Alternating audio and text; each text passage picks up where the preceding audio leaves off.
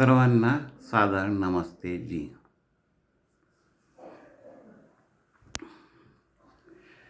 आर्य समाजचे संस्थापक महर्षी दयानंद सरस्वती यांनी त्यांच्या अमर ग्रंथ सत्यार्थ प्रकाश मध्ये 11व्या समोल्लासात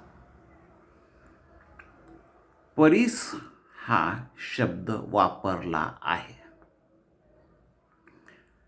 त्या संबंधी मी काही माहिती आपणासमोर सादर करीत आहे. ते म्हणतात, परीस शब्द अस्तित्वातच नाही, खरा नाही, खोटा आहे, काल्पनिक आहे. पण जो कोणी या आर्यावर्त देश म्हणजेच भारत देशात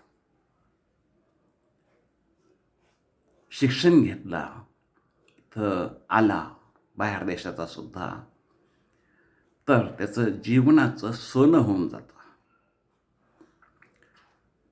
आपणास माहीतच असेल की परीस या शब्दाचा अर्थ असा होतो की असा एक दगड की ज्याच्या स्पर्शाने लोखंडाचे सोने होते.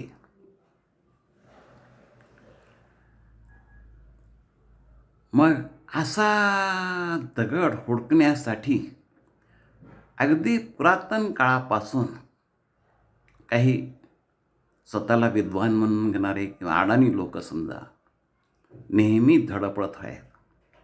हा दगड कुठं सापडतो अशी एक अंधश्रद्धा आहे की आपण ज्याला घुबड म्हणतो किंवा दिवाभीत किंवा उल्लू, मादी उल्लू ज्यावेळेस बाळाचं अंडे दिल्यानंतर त्या अंड्याला टोचे द्यायचे असतात, ते दगड चोचीमध्ये धरते आणि त्या अंड्याला टोचे देते, त्या दगडांना मारते, तेव्हा त्याच्यातून पिल्लू जन्माला येतं. झालं अशी एक खोटी गोष्ट फार लवकर पसरते. आणि झालं असं की कित्येक लोक त्या परीस दगडाला हस्तगत करण्यासाठी, कारण एकदा जर हस्तगत झाला, आपल्या जवळ आला की मग सोनंच सोनं. मादी जेव्हा गरोदर असते आणि पिल्लाला अंडे देते, पिल्लं अंडे फोडून, हे लोक वेडे होऊन गेले. आणि या लोकांनी काय केलं, काही वेड्या लोकांनी त्या उंच झाडावर, उंच शेंड्याला, जिथं घोबडाचे घरटे असतात, तिथपर्यंत चढत गेले. येन केन प्रकारेनं कित्येक लोकांचे पाय मोडले, शरीराचे हाडं मोडले, जीवही गेला. पण लोकांनी प्रयत्न सोडला नाही, ह्या खोट्या गोष्टीच्या पाठीमागे लागले.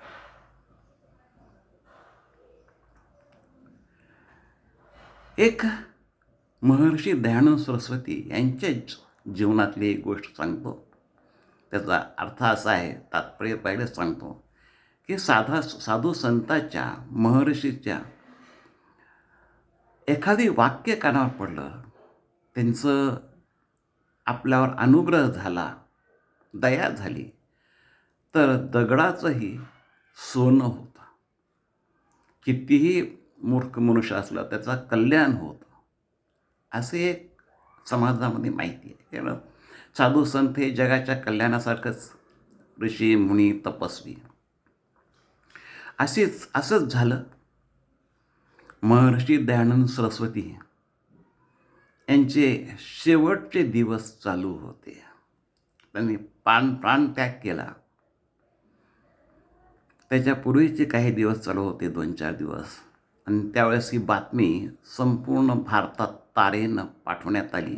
ते अजमेरला होते शेवटच्या दिवसात. बातमी लाहोर आर्य समाजात आली. त्यावेळेस लाहोर भारतातच होतं.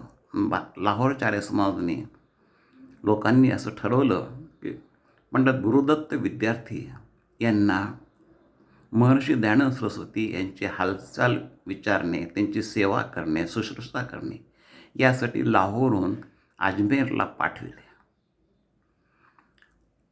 गुरुदत्त विद्यार्थी अजमेरला आले. त्यांनी महर्षींची तशा रुग्ण अवस्थेत सुद्धा सेवा केली, काही चर्चा केली आणि ते नास्तिक होते गुरुदत्त विद्यार्थी आणि परमेश्वराच्या अस्तित्वाबद्दल त्यांनी प्रश्न विचारले तशा अवस्थेत सुद्धा. महर्षीजींनी त्यांना खूप काही समजावून सांगितलं. तरी गुरुदत्त विद्यार्थी म्हणाले, महर्षीजी आपण सांगता गोष्ट खरी आहे, पण माझा विश्वास बसत नाही की परमेश्वर आहे म्हणून. ठीक आहे बाबा, मी काय तसा हमी घेतलेला नाही तुझा विश्वास बसायला पाहिजे म्हणून. वेळ येईल तेव्हा तुलाही कळेल की परमेश्वर आहे. झाले. शेवटचा दिवस आला महर्षींचा प्राणत्याग करण्याचा. 1983 दिवाळी सण, अमावास्येचा दिवस, रात्र दिवस. महर्षीजींनी प्राणत्याग करायचं ठरवलं. संध्याकाळीच्या वेळेस सगळे नोकर चाकर सेवक वगैरे होते, त्यांचे शिष्य, त्या सगळ्यांना सांगितलं की दारं खिडकी मोकळ्या सोडा आणि तुम्ही सगळेजण बाहेर जा. गुरुची आज्ञा. सर्वजण उठले आणि बाहेर आले. तरी गुरुदत्त विद्यार्थींच्या मनामध्ये उत्सुकता होती की हा शेवटचा क्षण महर्षींचा कसा असतो हे पाहण्याची. ते लपून छपून महर्षींच्या चेहऱ्याकडे पाहत होते. चेहरा अतिशय शांत होता, कसल्याच प्रकारचं दुःख नाही. त्यांनी वेदमंत्र म्हटले, प्राणायाम केला, परमेश्वराची स्तुती प्रार्थना केली आणि ज्या अडंगावर झोपले होते एकदा श्वास जोरात घेतला आणि श्वास सोडला. त्या दरम्यान त्यांची नजर आणि गुरुदत्त विद्यार्थी यांची नजर एक झाली. शेवटच्या क्षणी गुरुदत्तवर त्यांची नजर गेली. महर्षीजी झाले. गुरुदत्त विद्यार्थी आस्तिक झाले. ही काही कुठली दंतकथा नाही किंवा काही नाही, पण एक नजरेनं सुद्धा शेवटच्या क्षणाला जाताना सुद्धा त्याने एका नास्तिकाला आस्तिक करून सोडलं. मी ही गोष्ट आपल्यासमोर सादर केली. आपल्याला ह्या गोष्टीबद्दल काही सांगायचं झाले तर कमेंटमध्ये सांगू शकता किंवा मला कळवू शकता. धन्यवाद आपल्या सर्वांचे ऐकल्याबद्दल.